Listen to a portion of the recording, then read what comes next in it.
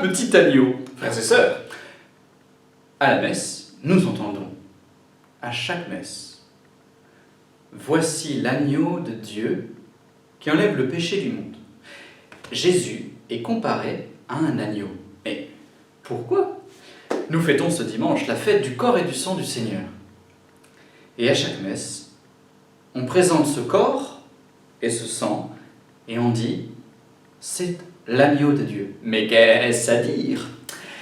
3 éléments pour mieux comprendre ce qui se passe à la messe et ce qui se passe avec Jésus. Un agneau, c'est innocent. Donc on va parler de l'innocence et de la culpabilité. Ensuite, un agneau, ça nous fait penser au sacrifice dans l'ancien temple de Jérusalem. Est-ce qu'il y a un sacrifice aussi avec Jésus? Et puis enfin, on va parler d'amour. On va parler de justice. C'est-à-dire, au fond, est-ce que Dieu ne pouvait pas juste claquer des doigts pour qu'on soit libéré de nos fautes? Il est tout puissant, non? Donc, qu'est-ce que c'est que cette histoire? Donc, l'innocence, le sacrifice, et puis le claquage de doigts. L'innocence. Un petit agneau, frères et sœurs, c'est tout beau, c'est tout mignon, c'est innocent. Voilà, c'est tout blanc, ça a des grands yeux qui nous regardent d'un air « Oh, j'ai besoin de lait !» Donc, c'est un petit animal. Ça nous parle de l'innocence. Pourquoi est-ce que Jésus est comparé à un agneau? Parce qu'en fait, il est innocent. Et donc, quand vous communiez à la messe, vous recevez l'innocence divine, l'innocence de Dieu. Dans votre être, qui est un petit peu pécheur, comme moi, descend l'innocence de Dieu. Et on en a besoin. Je voudrais m'adresser ici à tous ceux qui ont du mal à comprendre cette notion de péché. Il y a une paix immense du cœur à accepter qu'on soit responsable de nos actes. J'avais un professeur de philosophie qui dit « Il y a une différence entre détermination et conditionnement. » C'est-à-dire, la détermination, si on est déterminé, ça veut dire qu'on n'est pas libre. Vous et moi, en fait, on peut faire ce qu'on veut. De toute façon, c'est la vie qui nous détermine, à cause de notre parent, de notre histoire, de notre caractère. C'est pas ma faute. Donc on peut expliquer dans son enfance, son histoire. On cherche à expliquer. On explique. Et du coup, je suis pas responsable, je suis déterminé par mon histoire, par mes rencontres, par le temps qu'il fait, tout ça. C'est pas ma faute. Mais quand on est là-dedans, en fait, on refuse l'idée de liberté. On est dans le déterminisme. Mais la réalité, c'est qu'on est conditionné. Effectivement, nos parents, notre famille, notre histoire nous poussent dans une direction. Les mauvaises fréquentations, notre caractère. Mais le conditionnement, c'est-à-dire la poussée, on est poussé, ne nous déresponsabilise pas de nos actes. Je suis responsable du mal que je fais. Moi, Mathieu, je suis responsable du bien et du mal. Je suis responsable. Quand on accepte ça, il y a une paix qui s'opère. On cherche à comprendre. C'est vrai que la faute, elle est diminuée quand on est davantage conditionné. Mais si on dit qu'on est déterminé, on est des pantins. Et non, nous ne sommes pas des pantins. Et de temps en temps, nous faisons le bien, et d'autres fois le mal. Et dans les deux cas, nous sommes responsables. Et dans la lettre aux Romains, mais dans plein de passages du Nouveau Testament, il est écrit, eh bien, nous devrons rendre compte de ce que nous avons fait devant Dieu. Il nous rendra à chacun selon nos œuvres. Il y aura un jugement. Mais ça détend les frères et sœurs. Ça nous détend. Je suis responsable. Ça détend parce que quand tu dis, oui, c'est moi qui ai fait ça. Vous savez, un enfant, tant qu'il n'a pas reconnu que c'était sa faute, il essaye de fuir, de se cacher de papa et maman, de s'excuser, voilà. Mais le moment où enfin son papa et sa maman le grondent, la bulle explose, oui, c'est vrai. Et puis on verse le larme, et puis on est désolé, et puis gros câlin, et arcamache. La vie est repartie. Reconnaître sa culpabilité, ça fait du bien. Ça libère. Je suis coupable. Et donc mon professeur de philosophie disait, nous ne sommes pas déterminés, nous sommes conditionnés. Et la preuve que nous sommes conditionnés, c'est que je peux conditionner ce qui me conditionne. J'ai un pouvoir d'action dans ma propre vie. Par exemple, si je fréquente toujours tel ami qui m'entraîne à faire le mal, j'ai le pouvoir de me détacher de cet ami pour un autre ami qui m'entraînera à faire le bien. Je peux donc conditionner ce qui me conditionne, et donc je suis libre. L'agneau de Dieu fait descendre la liberté nouvelle dans notre cœur, l'innocence de Dieu. L'agneau. Un agneau nous fait penser, deuxième point, le sacrifice de l'Ancien Testament. Alors on n'est pas toujours à l'aise avec cette notion de sacrifice, et d'une certaine manière, vous avez raison, il y a des sacrifices qui sont vraiment mauvais. Cette vision d'un Dieu qui a besoin de sacrifices pour être content, mais c'est débile. C'est pas du tout ça. Dieu n'est pas du tout cruel. Dieu est infiniment amour. Tout ce qui est cruel, il a en horreur. Il a en horreur la cruauté. Mais alors du coup, vous me direz, mais pourquoi des sacrifices d'animaux alors la relation, elle est la suivante. Un Hébreu de l'Antiquité, un agneau, c'est très important pour lui. Parce que c'est du lait, c'est de la viande, et aussi c'est de la laine. On a besoin pour vivre. C'est d'abord pour ça qu'on a des animaux. Dans l'Antiquité, on n'a pas tous les moyens économiques d'aujourd'hui pour vivre. Donc, les animaux, c'est notre survie qui est en jeu grâce à ces animaux.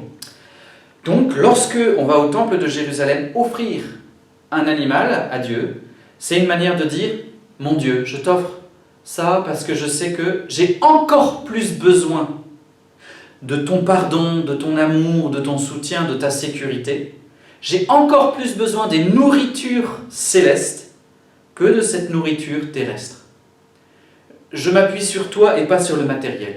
Je me sacrifie, voilà, j'enlève quelque chose dont j'aurais besoin pour dire j'ai encore plus besoin de quelque chose de toi. » C'est une première explication du sacrifice. En fait, c'est comme un jeûne, comme une privation.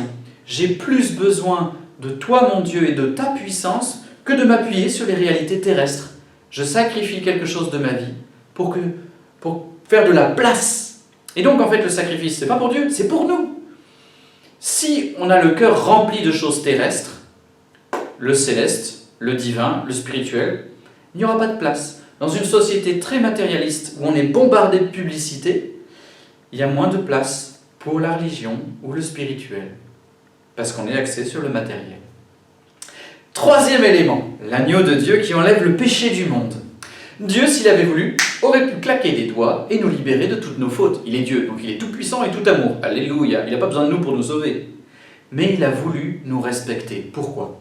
Parce que si Dieu avait claqué des doigts, ça aurait équivalu à, en fait, que tu aies fait le bien ou que tu aies fait le mal, ça n'a pas d'importance. Ta vie n'a pas d'importance. Je t'aime, je te sauve et puis c'est tout.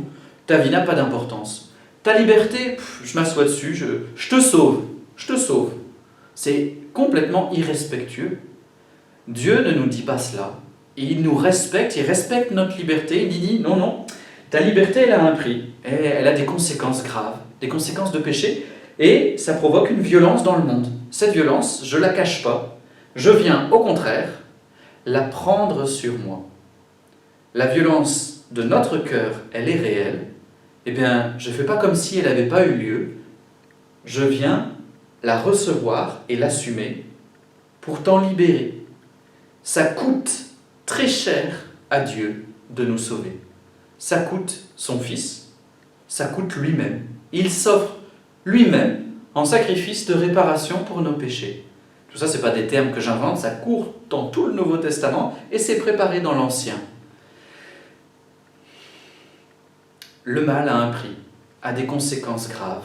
Et donc, il fallait quelqu'un qui nous aime suffisamment pour dire « Je vais assumer, moi, les conséquences. Tu n'y arriveras pas tout seul. Je vais aider à réparer. Moi, Dieu, puisqu'il y a eu tellement de manque d'amour sur la terre, je vais être l'amour de l'intérieur de l'humanité. Je vais être l'amour fait chair pour prendre dans ma chair tout ce qui n'est pas amour. Et le transformer en « je continue de t'aimer, je t'aime et je t'aimerai ». Voilà l'amour de Dieu. Et donc le sacrifice du Christ, en fait, c'est pour respecter notre liberté et respecter les conséquences de notre liberté. Le bon Dieu, il nous prend au sérieux. Il a refusé de claquer des doigts. Il a préféré offrir son Fils, que vous pouvez recevoir chaque dimanche à la communion. C'est pour ça que c'est tellement précieux, la communion, et qu'on s'y prépare.